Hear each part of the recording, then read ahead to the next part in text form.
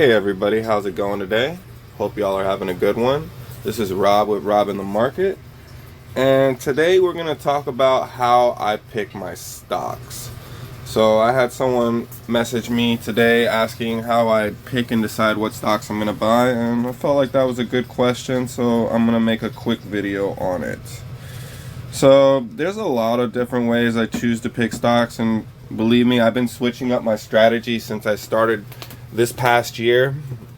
So the main thing you need to look for when picking a stock is just find companies that you really believe in, like think are going to grow in the future. Like I look for disruptive or innovative companies, like companies that are going to change the future or really might like make a big difference in the future. That's why I've been investing a lot into these electric vehicle companies, because personally, in my opinion, I feel like that's going to make a big difference, and that's going to be pretty much everywhere in the next 5 to 10 years, in my opinion. So my top two holdings is NIO and Tesla. They're both electric car companies, and I picked them just because I really feel like they're going to go somewhere in the future. And what I recommend is when you're picking stocks, you don't always have to pick what I suggest, but just picking companies you believe in that are really going to grow and, keep on growing in the future. You might be right, you might be wrong, but at least if you really believe in the company, you have a stronger chance of being right, Also doing your own research. Some of the research I do, also, I take recommendations. Like if someone recommends something on YouTube, other YouTubers, or if the news or something talks about a company that's new or coming onto the market or this or that, I'll do my own research into the company. I'll Google it. I'll check their finances, see if they're profitable, how they've been doing the last few years, before I decide to invest in the company. So, for example, Airbnb IPO'd recently. Airbnb, yep. But I didn't invest in it because I didn't feel like it was valued that high at 152. I don't think the company's worth that much yet. Now, in the future, will it be? Most likely. I do feel like Airbnb is going to be huge in the next few years. It's already big. I feel like it really is going to destroy a lot of the hotel and hospitality industries just because of, what it's doing. It is a disruptive industry. And it is a good buy. It's just at that price, I don't think it is. Because originally it was supposed to IPO at between $45 and $50. And there was so much demand and hype for this stock that they just boosted it up to, I think it IPO'd at what, 140 something? No, it didn't IPO that low. It IPO'd at like 140 something. Did it IPO at 68? No. Okay, it might have IPO'd at 68 and just jumped. But either way, I don't feel like it's worth 153. I feel like it's going to get knocked down a peg eventually once people start realizing that the company shouldn't be valued that high yet.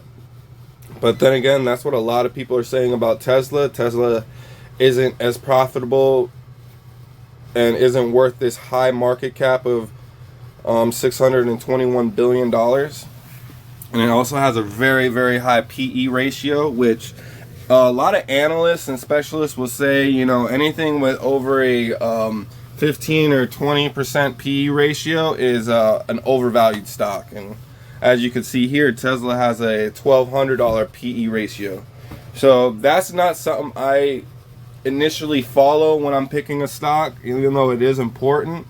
From what I've been researching and told, a lot of companies right now that just started making profit in this past year, their PE ratios are just through the roof because of all the stimulus money and all the money that the feds have been printing this year. It just kind of messed up the whole market. I also look at the analyst rating before picking a stock, so seeing what analysts like or how they feel about the stock. So, a lot of analysts are iffy about Tesla. I don't know why. Tesla's been doing good for the last few years.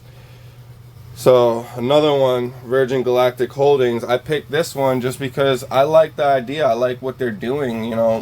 sending people to space for tourism, I think that's a cool idea. And it might not be profitable right now, but I feel like it will be in the next 5 to 10 years. And you know, most of my buys are long-term holds. I'm not buying stuff just to try and flip it the next day. I'm trying to buy stuff where it will double, triple, quadruple within the next couple of years. And this one has 7 analysts rating it as a buy, so this one is a strong one for me. And you know, I might be wrong about this, but you know, I could be wrong about all of these penny stocks that I've been recommending. I do my research, and I tried to find them for you, but realistically, I don't buy a lot of penny stocks. I really don't. What I'm really into now is I look for companies that are disruptive, innovative, in a field that I really believe is going to grow and change the future in the next few years. So right now, that is electric vehicles for me and the space tourism. So my top 4: TSLA, NIO, Workhorse, and Virgin Galactic Holdings. Those are definitely my top 4. Marijuana stocks I'm very big into because I feel like that's going to keep growing in the next few years. So basically, when I'm picking stocks, or when anyone's picking stocks, pick companies that you believe will keep on growing and doing good in the future. And that's how you just get started. Once you found a company you really believe in, I'm not just saying buy it right out. Like, don't just buy NIO because it's part of an electric vehicle company, or XPeng, or Li Auto, or any of those other ones, Lordstrom Motors. Just because they're all doing the same thing doesn't mean they're all going to go the same places. Once you found out what kind of field and all this that you want to do, that's when you start going a deeper look. Maybe check out their financials, their PE ratio, their market cap, see what other analysts are rating it. Definitely read about the company. You gotta know, like, I would say read more than just what they say on Robinhood about the company. Actually Google it and look more into the company. And if you still feel the same way about it as you did when you first started looking at it, then I would say buy it, you know. After you do your fair amount of research and look into the company, like, all I really do is Google it. I Google the companies, and you know, I read about them. I try to get as much information about it, and if I still feel like it's gonna do good, look, Robinhood gives you different news posts about companies daily, so you can see what's going on with them. You know, you don't always have to just Google it. If you see something on Robinhood that you feel strongly about, just look into it more and really feel like if that's the one for you. So let's see if I can find something. So like for Airbnb, yeah, if it goes back below $100 within this next 3 months, I might actually buy into it. But that's just me. I'm still iffy about this company. I think it's way overvalued right now at 154.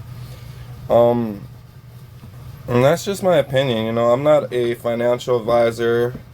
I do strongly suggest you do your own research about these companies before you buy them. You know, I'm not always right. I do have a pretty decent track record this last year.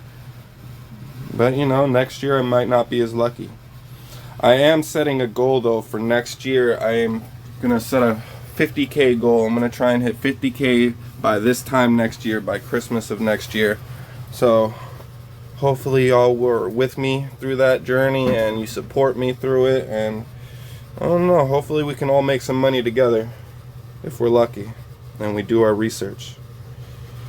So the main thing is, when picking a stock, find something that you truly believe in. Like, don't just pick something because someone recommended it.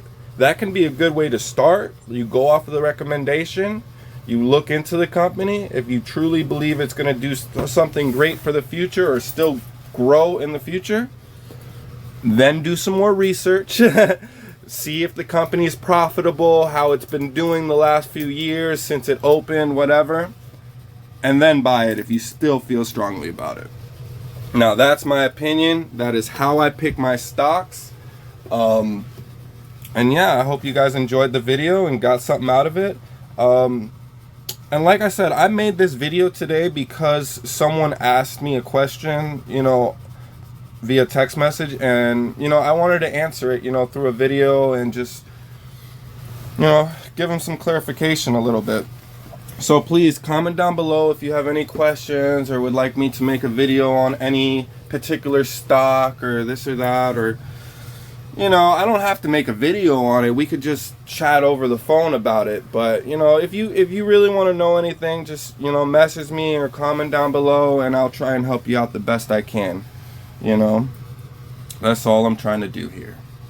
And with all that being said, thank you for watching. This is Rob with Rob in the Market, and have a great day.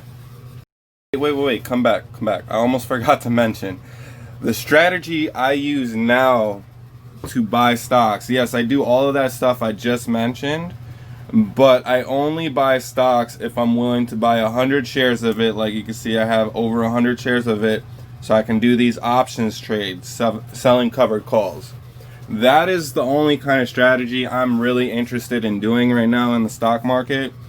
So if I can buy 100 shares of it and I can do these covered calls where I can make weekly money, like for today example, I have a covered call for $47, and if it goes over $47 NIO today, then I have to sell my 100 shares, but I own it at $43.50, and I got a premium of $40 that already went into my account when I set this call option.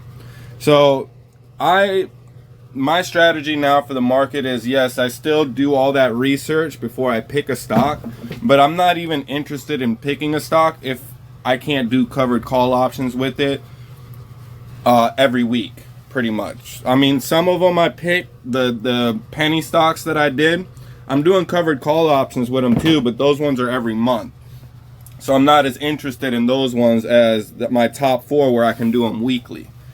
So that's part of my strategy for picking stocks now is it has to have good call options for me to pick through, because I like to sell call options now. That's how I made most of my money in the last month, 2 months, 3 months. So that's my strategy. Yeah, now, I'm not saying that's for you guys. It is kind of pricey sometimes, especially when you're trying to get out of the penny stock range. Like buying 100 shares of NIO right now would be freaking almost $4,600. So yeah, it's not for everybody,